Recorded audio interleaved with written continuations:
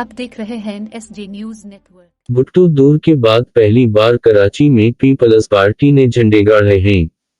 93 नशिस्तें जीतकर शहर की सबसे बड़ी पार्टी बन गई।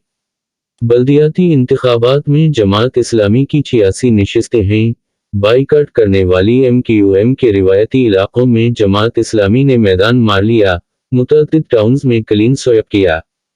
PTI सिर्फ 40 यूसीज जीत सकी। कराची के सदर और रकन सनद असम्बली खुर्रमशीर जमान यूसी की नशस्त हार गए।